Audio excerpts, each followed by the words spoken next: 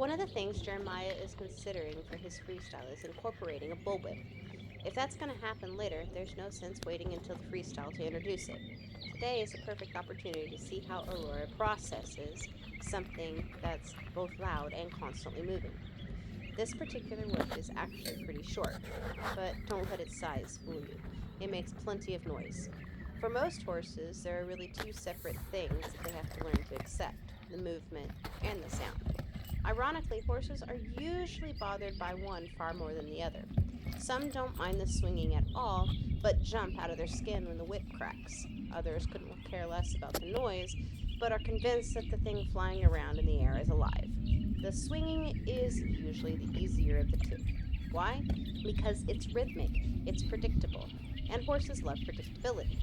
A horse doesn't have to like something to become comfortable with it, they just need to understand what comes next. Predictability gives them that confidence. One of the principles we teach is inconsistent ask and consistent response. Life isn't always predictable. Wind changes, bird flies out of a bush, someone drops a lead rope, a gate slams. Our job isn't to prepare a horse for every possible situation. That's actually impossible. Our job is to prepare a horse to trust that no matter what we ask them, the outcome is going to be fair and understandable. Whether we're asking them to step over a log, load onto a trailer, carry a saddle, or stand quietly while something strange is happening around them, the answer is always the same: look for the right response, and when they find it, reward it. Sometimes that's a praise, sometimes it's a scratch, sometimes it's simply letting them stop and rest. That consistency is what builds confidence. The noise of a whip is a little different. Some horses may never completely ignore a loud, unexpected sound. And honestly, that's okay. The goal isn't always to eliminate the reaction. Sometimes the goal is to simply change what happens next. Instead of jumping, spinning, and trying to leave the country, maybe they just flinch, take a breath, and then go back to thinking. That's a horse most people can ride safely. One of the quickest ways we've found to help a horse overcome something that they're unsure about is to let them chase it. It sounds backwards, but think about it from the horse's perspective. If the scary thing starts moving away from them, suddenly they're no longer the prey. They're the ones doing the chasing. That simple change often flips a switch in their mind. Fear gives way to curiosity. They start asking questions instead of looking for an escape. What is this thing? Can I touch it? Should I follow it? Whether that's a result of natural instinct or generations of breeding stock horses to confidently work cattle, or a combination of both, the outcome is the same. Once the curiosity takes over, learning begins. Now Jeremiah starts working the whip closer to Aurora's head. There's a reason for that. Horses don't see the world the same way we do. Most of what they see is through monocular vision, meaning each eye is taking in its own picture of the world. Only a small area, about 3 or 4 foot in front of the horse's nose, overlaps enough to give them binocular vision like ours. The advantage is they can see most all the way around themselves. Great for spotting predators. The downside is they also have a few blind spots, directly behind them, right in front of their nose, surprisingly enough, basically where the rider sits.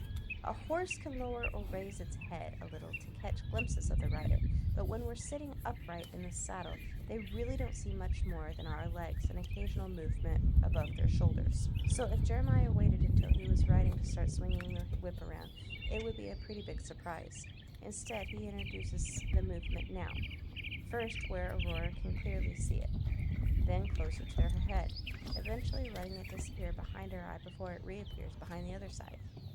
One thing that always makes me laugh is watching horses try to follow something moving over their head. Almost every one of them raises their nose, trying to keep it in sight. You just want to tell them, wrong direction, put your head down. Of course, horses don't speak English, so instead, we just give them a little time to figure it out. Over time, they either learn to ignore the whip passing over their ears, or after bumping an ear once or twice, they decide keeping their head a little lower is a much better life choice. Before long, over the head isn't a problem anymore. Now Jeremiah starts working over the saddle, across her back, and over the hindquarters. Generally, that's an easier lesson because it's further away from her eyes and face. And of course, just because she understands it on one side doesn't mean she automatically understands it on the other. We joke with people all the time that when you buy your horse, you're actually buying two horses: a left side horse and a right side horse. Horses don't always transfer information from one side of the brain to the other the way we do. The blue tarp they confidently walked past with their right eye may suddenly become a terrifying monster when they see it with their left. Some horses make the connection almost immediately, others need a few reminders. That's why we repeat every important lesson on both sides. Not because we're trying to make the horse tired, but because we're trying to make sure the horse is balanced, mentally as well as physically. Like I mentioned before, every horse is a little different. Some are bothered much more by the sudden crack of the whip, others couldn't care less about the noise but struggle with something moving in and out of their vision. Aurora definitely falls into the second group. The swinging gets more of a reaction than the sound itself. You'll notice she still gives a little flinch every now and then. That's okay. A flinch isn't a failure, it's just her initial reaction. The important part is what happens next. She doesn't jump away, she doesn't feel the need to run. She stays planted, thinks it through, and almost immediately settles back down. That's really what we're after. Not a horse that never reacts, but a horse that can recover quickly and get right back to thinking. For Aurora, that's becoming easier with every repetition. This is easily one of the best moments when Jeremiah takes the cracking the whip to go directly behind her where she can't see what's coming. Then she turns around and looks at him and immediately drops her head when he reassures her. It's moments like those that you know you've done your work and it's sinking in.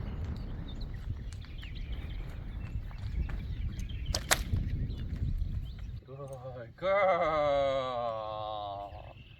Good girl. Now it's time to put everything Aurora has learned over the past 2 days together. If I'm honest, Jeremiah has about blown her little horse brain. The nice thing is Aurora's a 5-year-old, so she has a little more mental and physical endurance than a 2-year-old would. Now hear me out. We still totally believe 2 and 3 years old is an ideal time to start most horses. It's generally easier on both horse and trainer. A young horse simply doesn't have the physical endurance to keep arguing for very long. They also have a shorter mental attention span. That means shorter lessons, less time carrying a rider, and usually only one or two new ideas to process at a time. The trade off is they haven't spent years developing bad habits. They don't have nearly as much baggage. They haven't had as much time to convince themselves how life is supposed to work. Aurora may be a blank slate from a training standpoint, but she's still spent 5 years learning how to be a horse, eat, hang out with friends, interact with people on her own schedule, pretty much do whatever she wanted to do whenever she wanted to do it. Think about it this way: if we waited until a child was 9 or 10 before they ever started school, all they'd ever done before that was to play, watch TV, eat snacks, and occasionally go Nice somewhere girl. with mom and dad. The first day sitting quietly at a desk probably wouldn't go very smoothly. They'd be frustrated, restless, maybe even a little argumentative. Horses aren't all that different. The longer they've practiced living one way, the longer it can take to convince them there's another set of expectations now. That's why we like establishing those expectations early in training.